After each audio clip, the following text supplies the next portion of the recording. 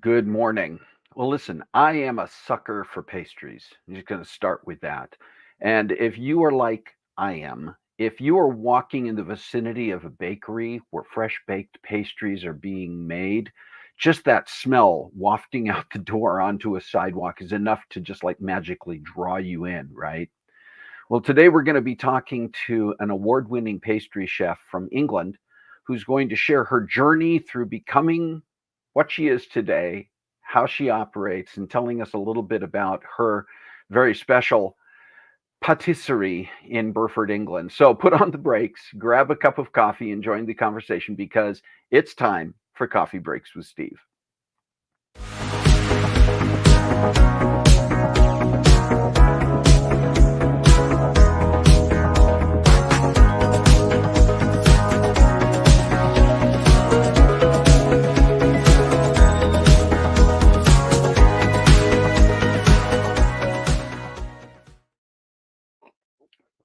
Well, welcome to Coffee Breaks with Steve on this Saturday, September 21, 2024.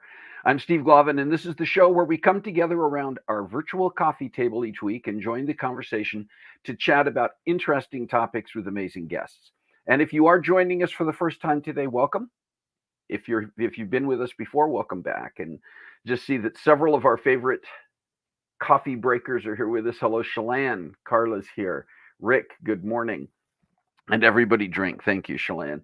Yeah, it's that time again, and if you are tuning in live, it is September 21st as we are coming literally down to the end of summer and into the fall season, and we're going to mention that again a little bit later in a few minutes here.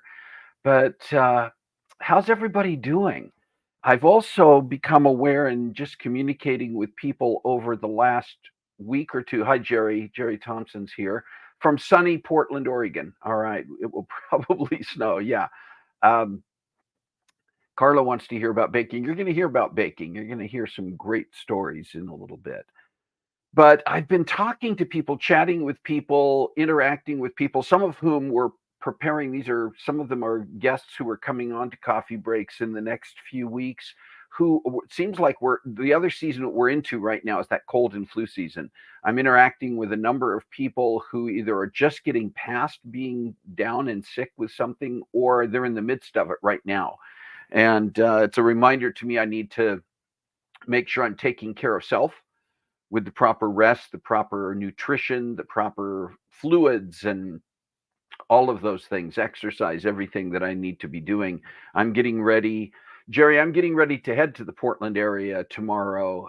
Be there for the next 2 weeks as we're preparing for a play that I am very heavily involved in. And again, we'll be sharing a little bit more about that at the end of the show today. But yeah, just curious about how everybody's doing. Hey, Kathy Garlic is here. Hey, that's a good hey. And if you are tuning in, do make sure that you say hello in the chat so we know that you're here. If you are tuning in for the first time, maybe let us know where you're tuning in from so we get to know you a little bit better. This is our virtual coffee table. We get together and we're all sitting around wherever we may be and enjoying this day. And by the way, if you're tuning in later on, the chat will still be available on Facebook and YouTube, and you can participate there as well and add your comments. So, just a reminder to all of you. All right, listen, I want to get to our, Rick says, doing good here. I'm glad to hear that.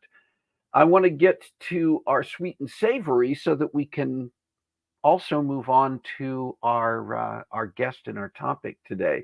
But this one turned out, it was interesting because as I was putting this together, it became obvious that today's sweet and savory is an interesting combination of art and science, and you'll understand what I mean in a moment. Tomorrow, September 22nd, is the autumnal equinox, the first day of autumn, the first day of fall officially. And we're starting with this beautiful art, this beautiful photo showing fall colors. But I was looking up some information about specifically how the whole autumnal equinox works. And do you realize that that scientists, that experts actually have three different ways of specifying when fall begins.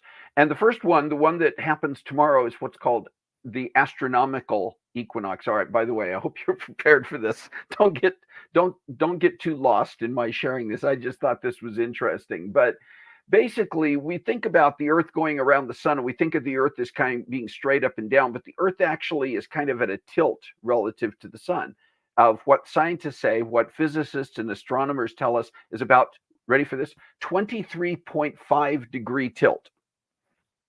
And that means that as it moves around the sun, different parts of the earth over the course of the year are tilted more toward the sun than at other times, which is why at a couple of times in the year, the beginning of fall and the beginning of spring, it's at a position where the amount of sunlight that's hitting the earth is relatively equal between night and day. In the northern hemisphere, it's different than the southern hemisphere, and we'll talk about that in a moment. It's actually the same at those moments. It's just how we define it. Am I confusing you yet? Because I'm confusing myself. But basically, that's why for us, the winter solstice is when we're at the point where the northern hemisphere is tilted the most away from the sun. We get the least amount of sunlight. That's winter, right?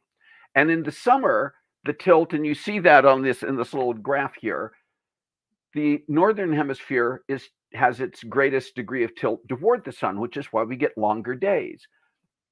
So tomorrow is the start of astronomical autumn. And that's only true in the northern hemisphere, because at the same time, remember that the southern hemisphere is not getting ready to go into it's we're not moving in the southern hemisphere into fall and then winter. They're moving into spring and then summer because of the tilt of the earth. That means that tomorrow in the southern hemisphere, in places like South America, Africa, Australia, tomorrow is their vernal equinox. Tomorrow is when they start spring. Fun. Another type of measure of when autumn begins is what's called meteorological autumn. And that is where the meteorologists look at kind of they define it based on 3 month settings that kind of fit more of the seasonal elements of the weather. So they look at autumn as beginning basically the 1st of September. And they say autumn is September, October, November. Winter then is December, January, February. Spring would be March, April, May, and summer is June, July, August. And I think lots of times psychologically, kind of emotionally, that's how we look at it too. We're less concerned about what the astronomy is doing.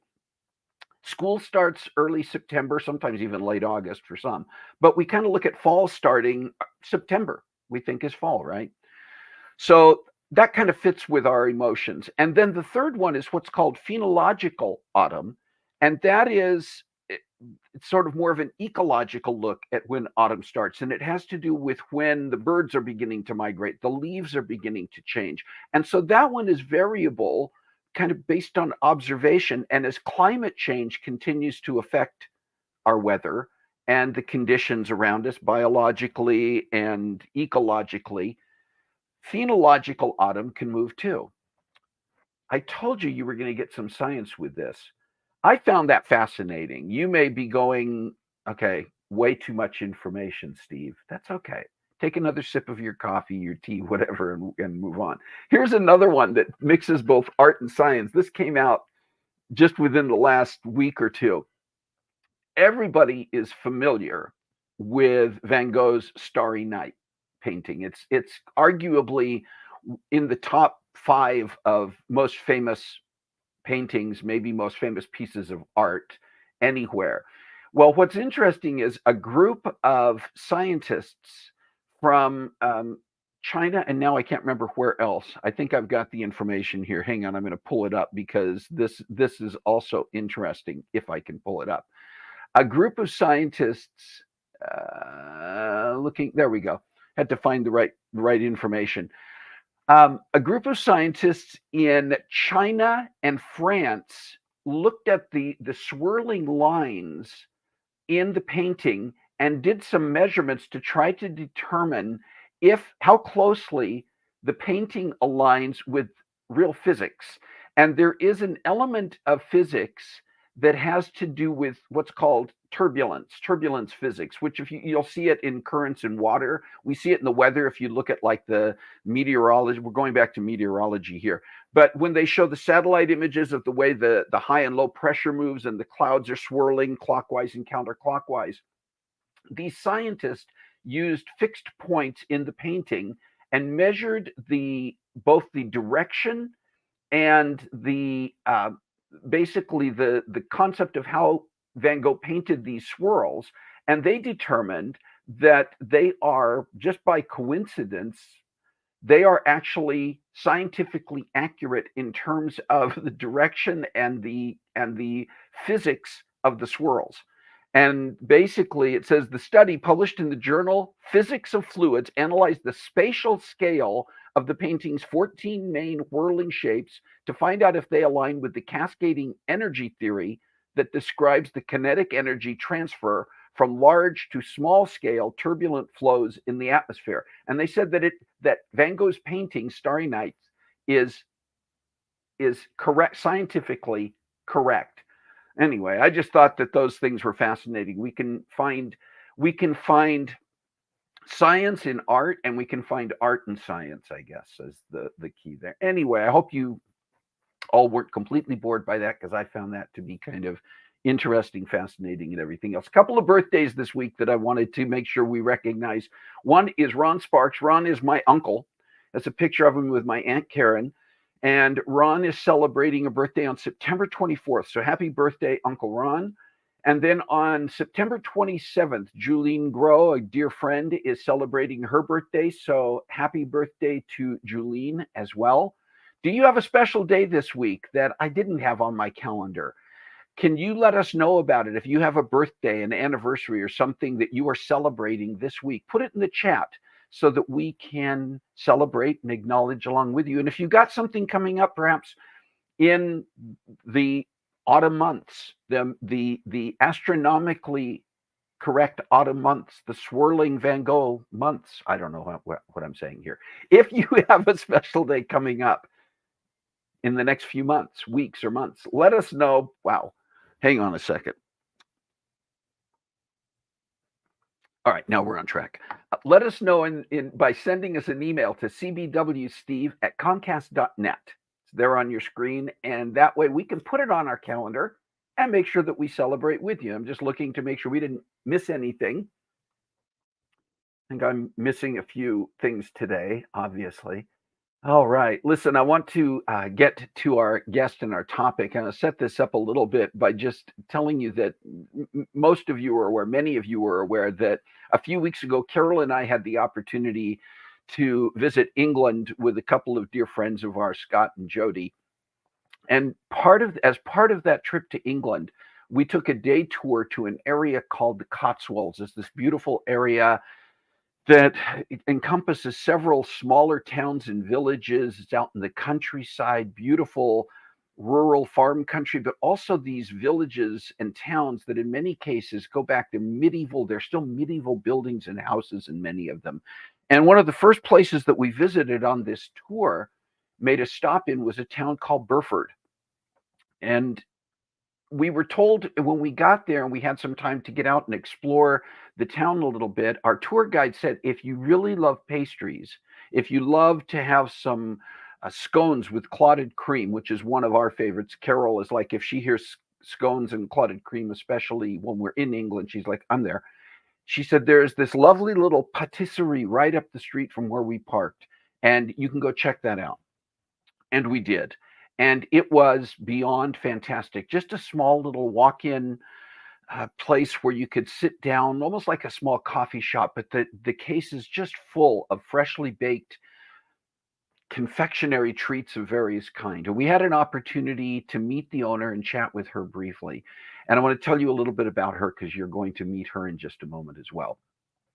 Cindy Kosmala is a Michelin-trained pastry chef and owner of the award-winning Hugo Lovage Patisserie located in Burford, England, in the heart of the Cotswolds on Burford's iconic High Street. Cindy has worked with renowned chefs such as Philip Howard, Gordon Ramsay, Matt Abey, and Claire Smith, and honed her skills as a chef in some of London's finest restaurants, including Soho House, Chez Bruce, and Restaurant Gordon Ramsay.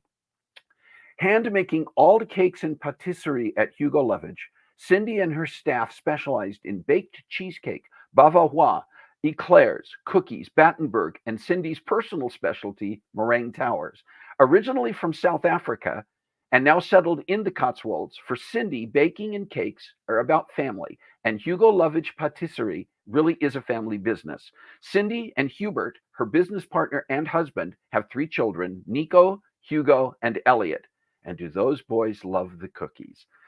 With that, I would love to have you go ahead and meet someone who I found to be extremely charming, but also extraordinarily interesting, Cindy Kosmala.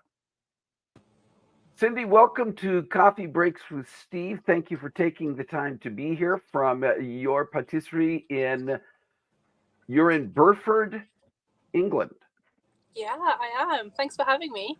Absolutely. I always think it's interesting with guests to sort of talk about beginnings. If we're going to share your story, it's great to know where things started.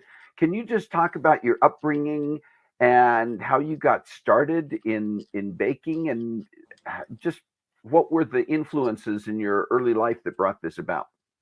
I think a lot of people say their grandparents. Definitely my great grandmother actually. She would bake her bread loaf every week, and make all the food from scratch. and it would always smell really amazing going into a house.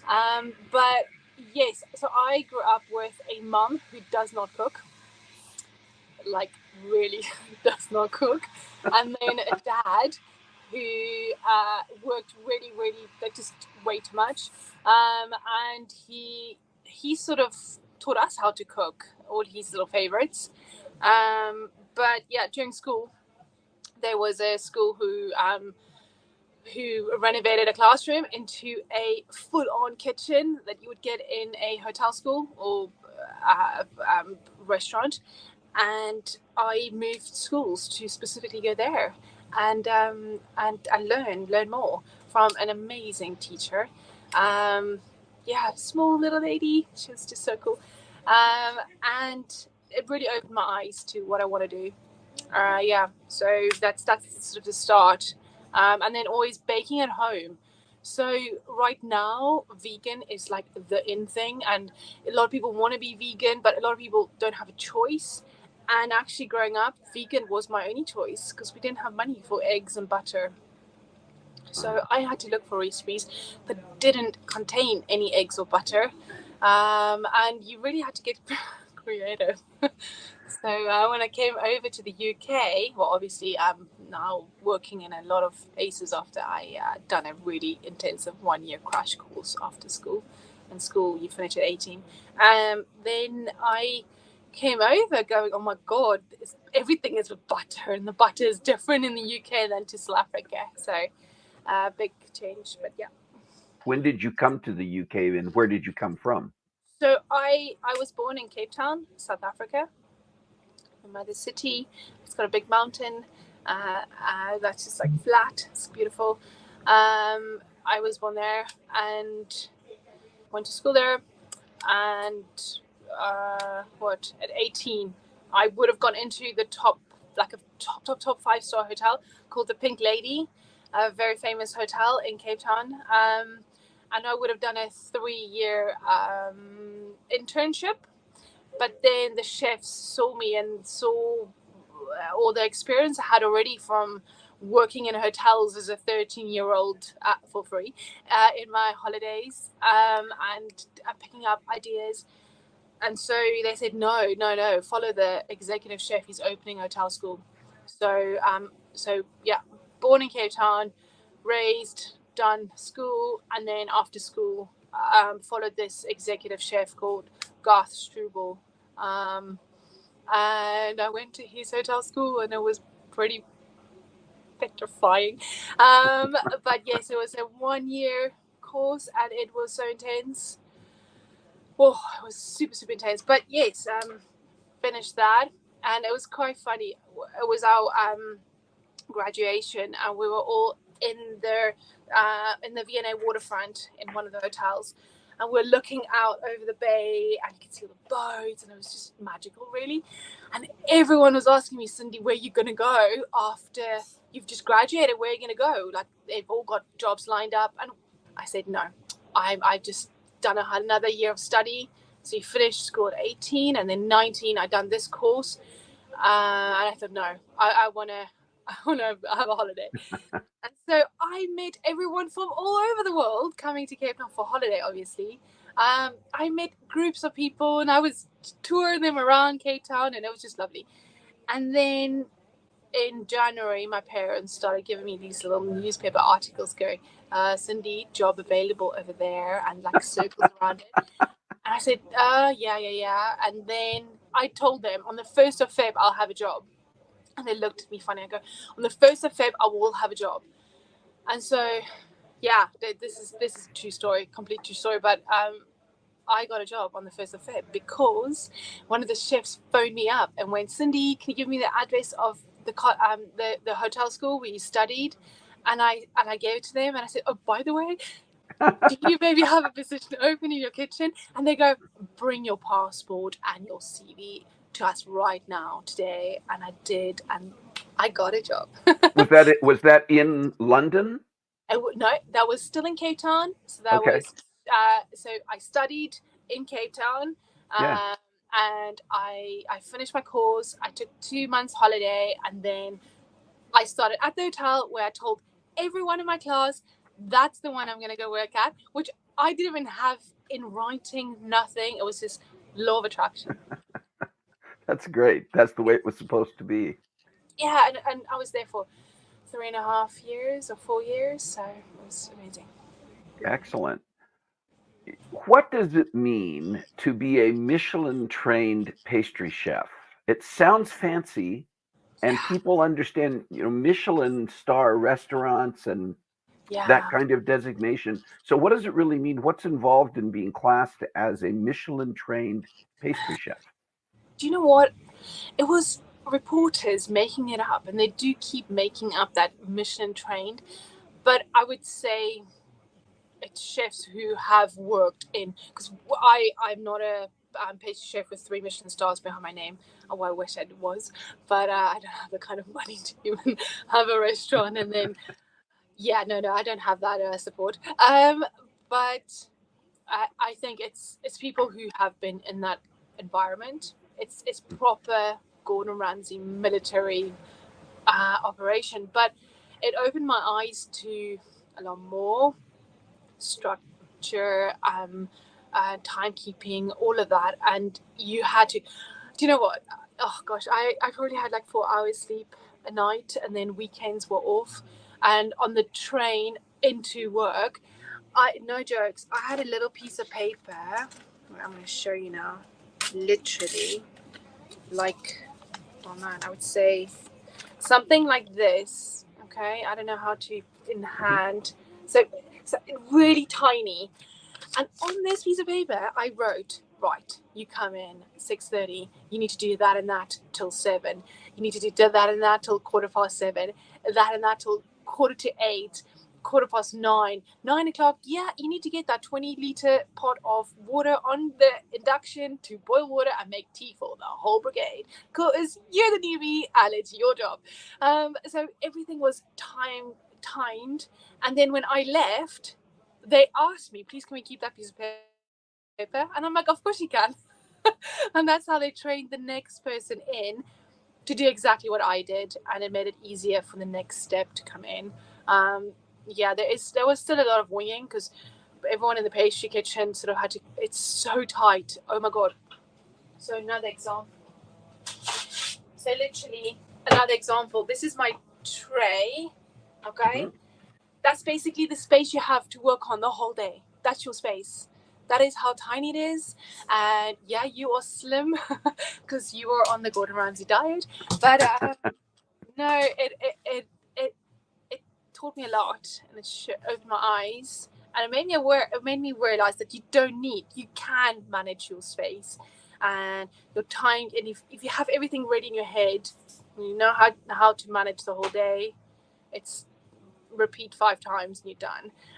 But it was very satisfying. Oh my gosh, having I was on souffle duty, and man, every souffle came out beautiful. And Wow. the chef I worked with was Claire Smith. She is now running 2 3 Michelin star restaurants, one in London Wow. and one in Australia. And that lady is on it. She is incredible. And to say I've worked with her, I didn't work with Gordon Ramsay because he was in charge of everything, but I did meet him a few times, and I did get bear hugs from him because he's very he's loyal to the people working for him. Yes, he's to his employees. Yes, and if he can see that you're working hard, he takes care of you. Matt Abbey, who's now been there for 20 years. Yeah, it's 20 years or 15 years. Can't remember. But in any case, I went to his wedding. He went to mine. But man, Gordon is taking good care of him, and he is giving his all every single day, everything he does for them. So, yeah, I would say wrap it up. To be Michelin trained, I think is you who've worked in those environments, and I don't say all environments are really nice. Some can be very toxic.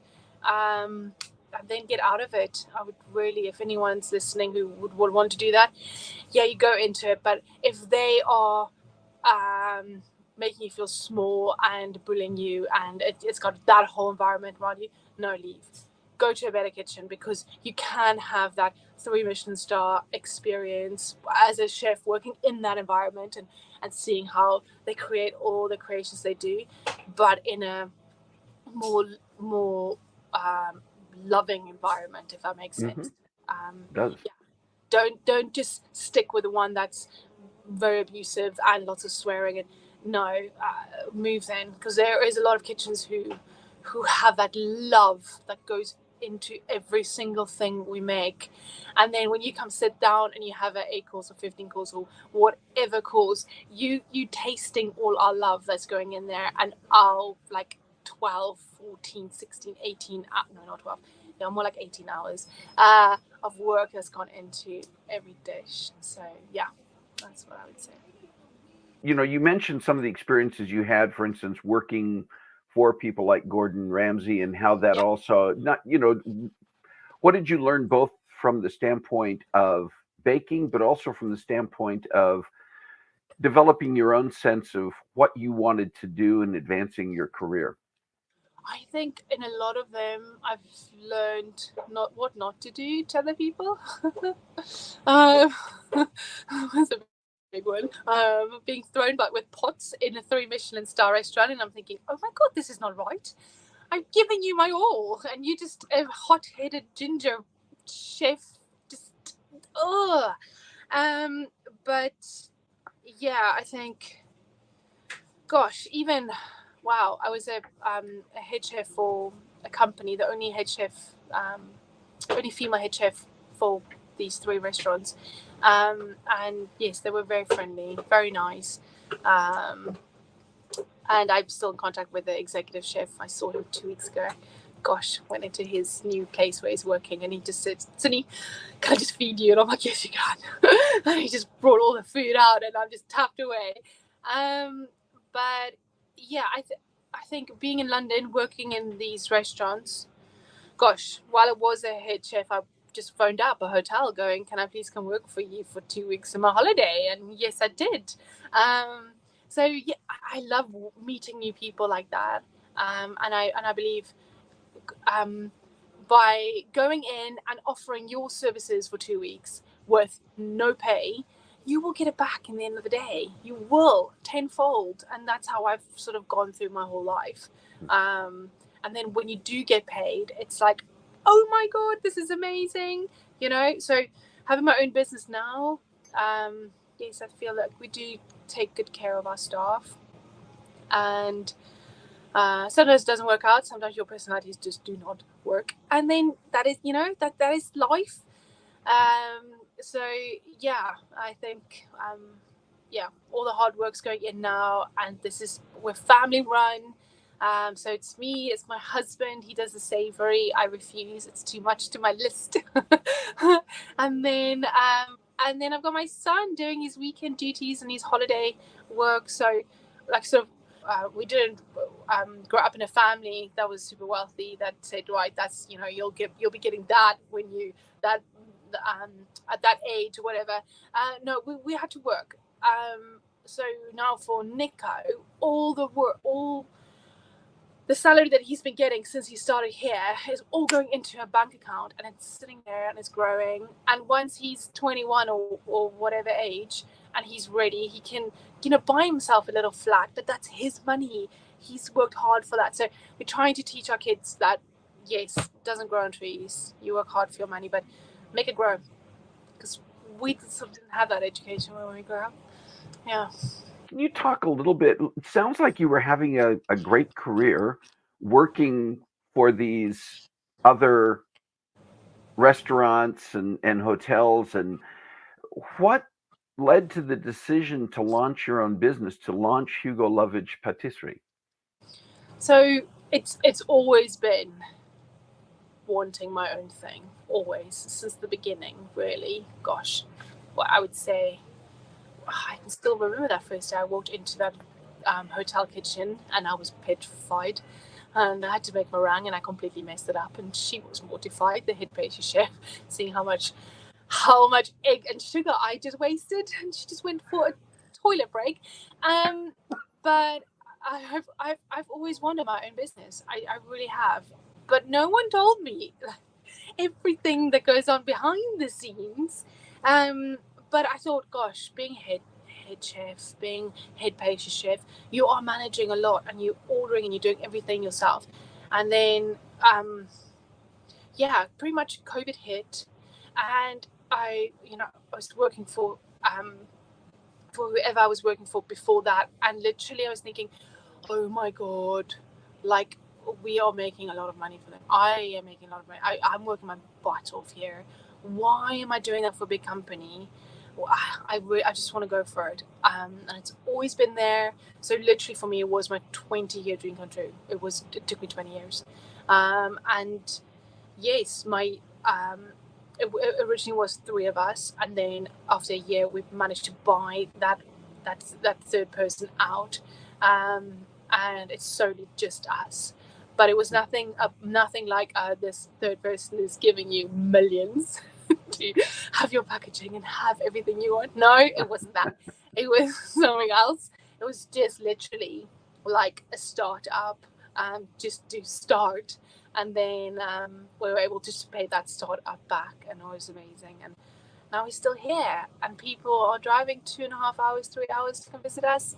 We've become that little thing in Burford, that destination, and I'm very humble. I'm very grateful.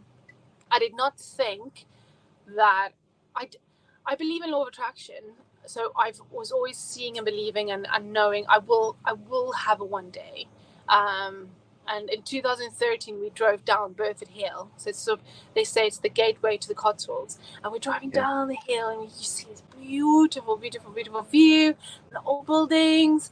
Um, and I looked at my husband. I said, "Honey, this is the place. It's going to be here." And he goes, "What?" So that was 2013, and we opened this in 2021. But before that, it's always been, I want that. That is what I want. I want to be able to say, I've got my own business.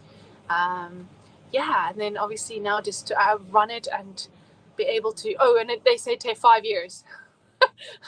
Yeah, it takes 5 years to make a successful business. So we're going into year 4.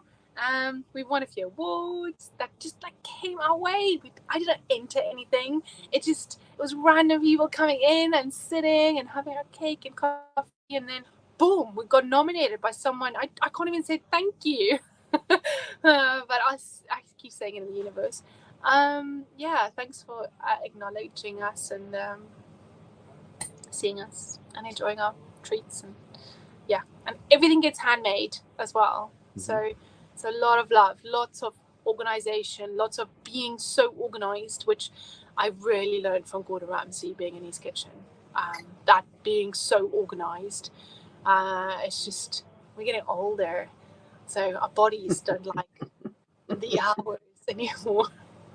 Yeah, so you need to take care of your body to be able to be there for your family as well. What would be your message, Cindy?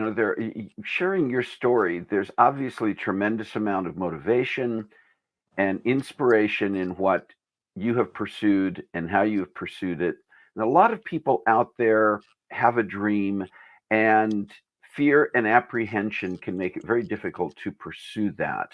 What is your message to people who may have whatever the dream is? Maybe it's baking, maybe it's something else, but they're dealing with that fear and that apprehension and that idea of struggling to step outside of that comfort zone and pursue it. What are the messages? What are the things that you would share from your own experience to encourage and inspire people?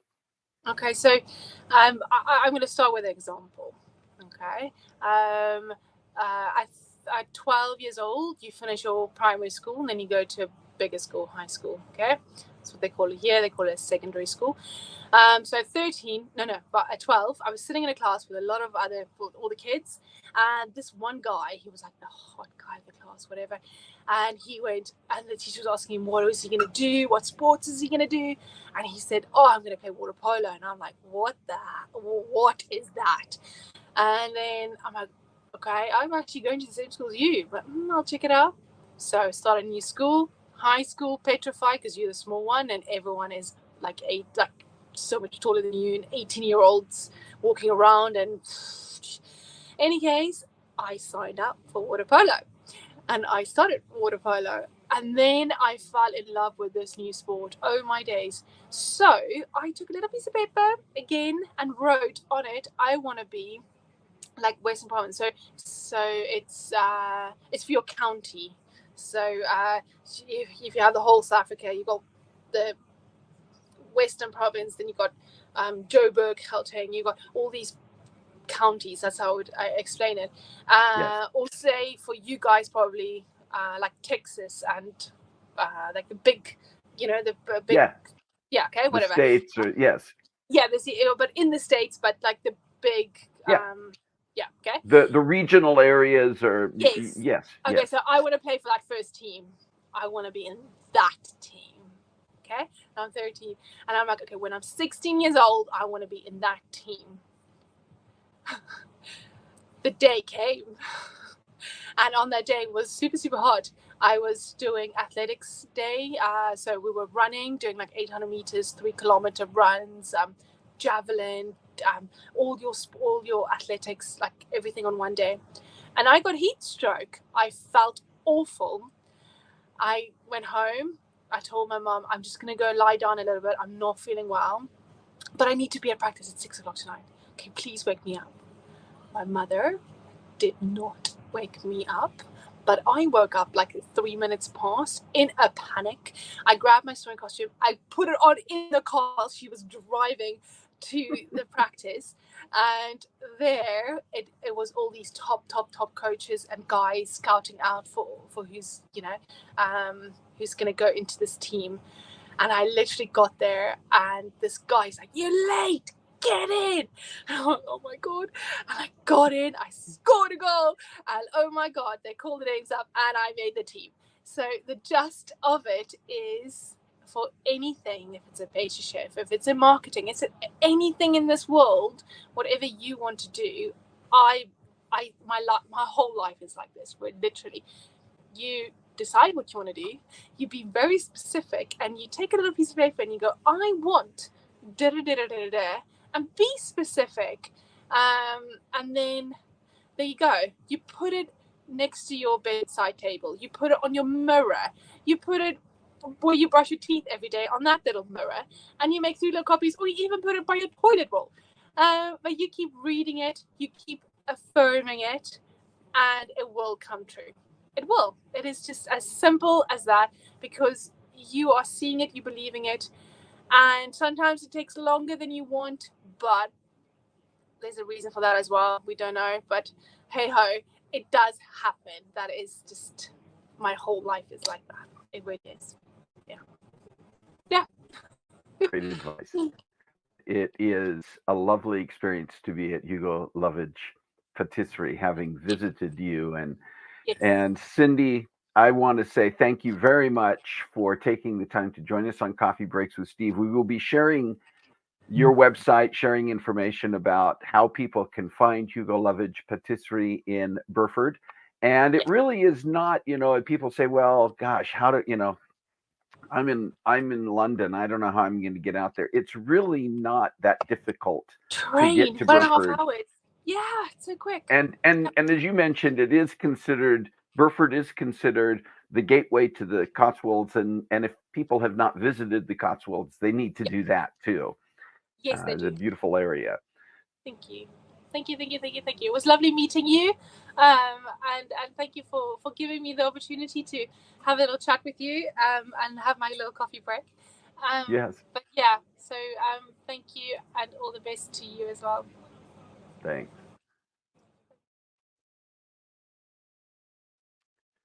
I don't even know for sure how to describe Cindy Kosmala other than to say charming, energetic, inspirational, informational. It was such an amazing conversation with her. And I can see from some of your comments that you felt the same way.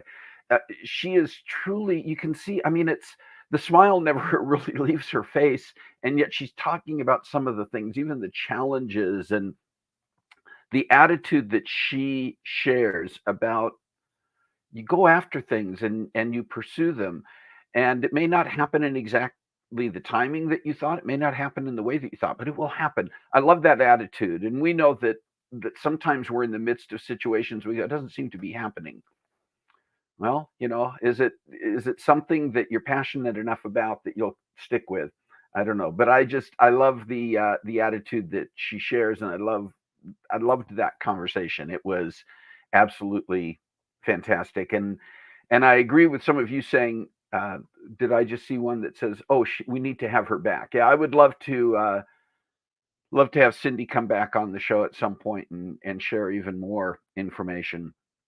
And I want to say thank you to Cindy Kosmala for taking the time to join us for this conversation on Coffee Breaks. It was really a lot of fun, and it was a lot of fun meeting her. It was, and I will tell you this, we did go into her bakery, her patisserie. We did have scones and clotted cream, and oh my gosh, was it amazing! It was truly just the fact that everything is fresh baked, hand baked every single day. Talk about a commitment to your craft.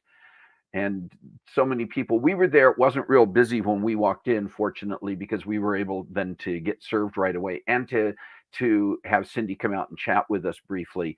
But it started to pick up a little bit more while we were there, and you could see people coming in not only to sit down and have something right there, but people ordering bags and boxes of pastries to take with them. And they do a lot. She mentioned that her husband Hubert does the savory. So they're not just serving pastries there or making pastries. They will also cater events. They make cakes for and other pastries for special events, for birthdays, for anniversaries, custom made items.